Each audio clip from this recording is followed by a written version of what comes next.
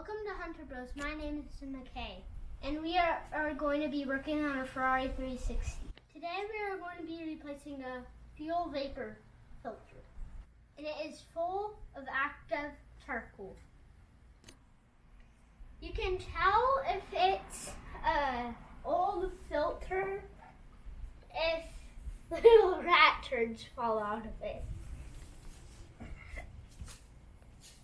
Oh, that's quite enough. Yep. We've already taken the part off, and we can show you where we put it. Right here. And this part goes right back in that little carrier thing. To get this part off, we had to remove two other parts. They both have 4 parts. 4 bolts. 4 bolts. And just place them by the thing where you don't lose them. To get this off, there was 4 connectors. 2 right here and 2 right here.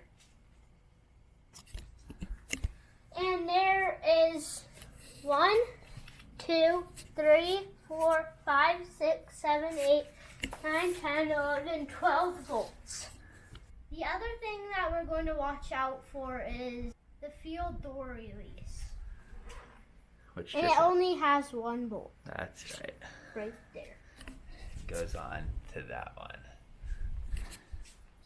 Here's our new part that comes in a really cool box, and it looks really exciting. Hey, look! It's a fuel generator. Vapor filter. It's a fuel vapor filter. These are 3 connections. This one goes here. This one goes here. This one goes here. We figured we had to mess around with it a little. We figured out that we had to make it under these wires and then down. And we also had to use a 10mm screw and there's a bolt right there to unscrew it. To retighten the strap, right? Mm-hmm. So and make sure to not lose it in the So you have to have kind of a long extension there to get that 10mm on there and just tighten that up. You can take both of them off if you want, but we only did one. Now we just have to put these connections, one right there, one right there, one right there. And they just clip right on. You don't need any tool. We're going to start with the back one. And then the middle one. And then Gotta push that on tighter. Okay, looks like it's that on all the way. Let's check. Okay, see if it, oh, that pulls right off. So you gotta push it on farther. And there we go. Oh, see here, you click. And then let's see. There we hear that click, and now they don't come off. And they're tight. And you'd have to push those to make them come off. Now the fuel vapor filter is all installed. You can look right in there and see. Now that you have access to this, you can also fix exhaust valve rattle if you have one. And this is what you need to detach and hook something on. We're going to disconnect this bolt and I'll show you what I mean. And how you do it, if you can just pull really hard and it'll just deconnect. And there's the pipe. So this will just disconnect from the actual exhaust valve down there if you pull it hard enough. You shouldn't have to pull too hard. And then once it pops out, we've already done this, but you put a screw in there.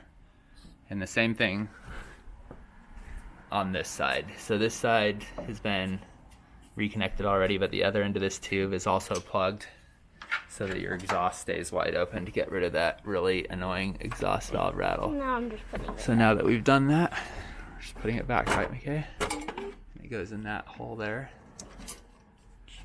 Okay. You kind of have to hold it there.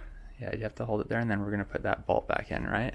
So should I hold it there? Yeah, but we'll do that in a second. Another thing, since we have access to this is your F1 pump right here. This is the actual part. We've replaced this already. One thing I would note when taking this apart is make sure, if you're just replacing the motor, to only disconnect the correct 2 bolts. If you do all 4, then the pump head will come off, and that wasn't good. And then we had to purge the whole system and bleed it. It wasn't great. But anyway, that's the F1 pump, common failure. And that's the filler F1, the transmission fluid right there, reservoir. So you have access to a lot of things while you're doing this job, so you might as well take care of some other things while you're at it. Now we're going to put this back on. Put this back on. And for it don't scratch it, we're going to put some towels on there. Now you can see you only need 2 towels. And make them stay, just stick them in. Now my dad is going to be putting this tailpiece back on.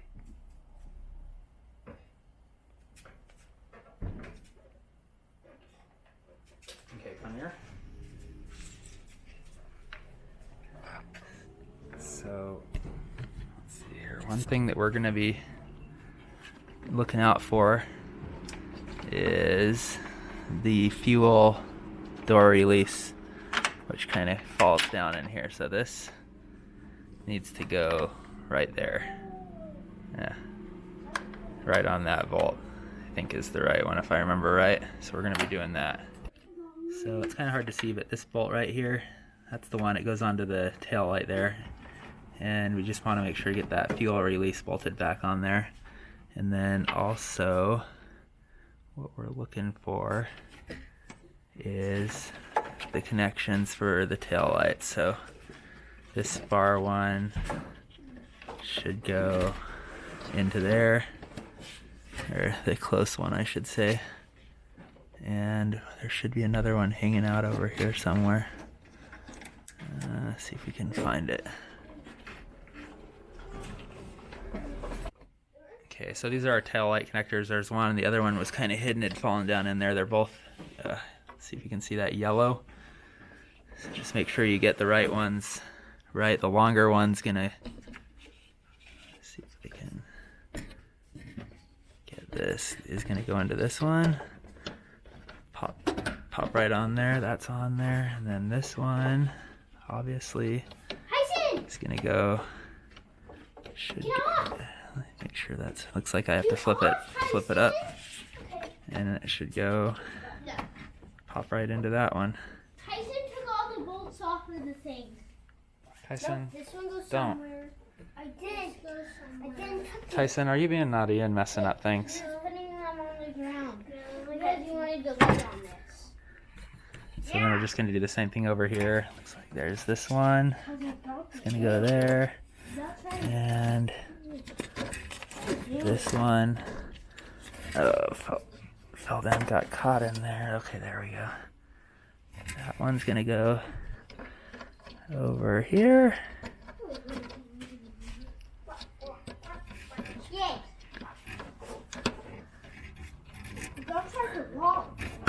That click on.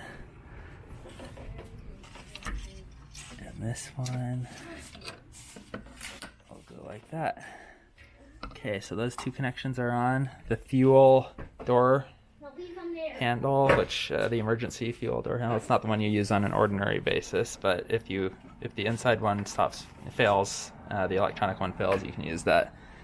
Now we're just going to put these bolts back on. So there's 1, 2, 3, 4, 12. 5, 6. Yeah, anyway, we went through that. We're going to put all those on now. The outer ones are the trickiest ones. You just got to do them by feel. They're down there, way in the corner. You're not going to be able to see them under there.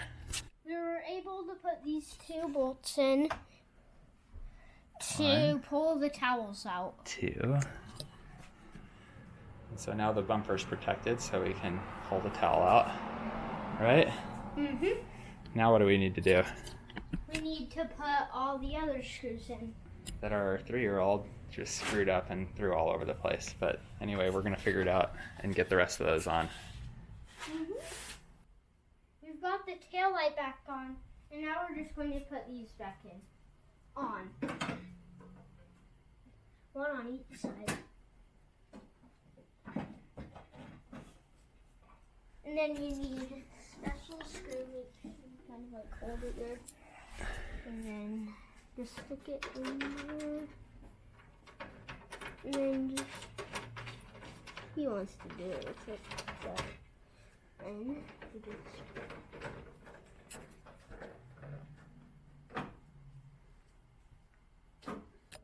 you know that you need to replace your Fuel vapor filter.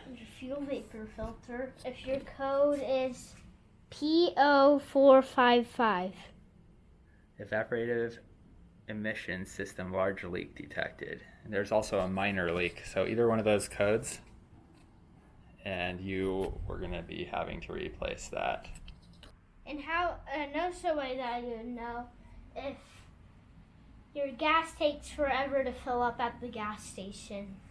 And it keeps clicking off, huh? And it keeps clicking off. Yeah, it'll fill up all the way to the neck, and then you have to slowly put it in, and then wait and wait and wait. And so those two things, your code that it throws and that, and I'm thinking it might be related to a weird situation on startup where it sounds like it's going to die for about half a second, and then it runs normally. I think they all are related.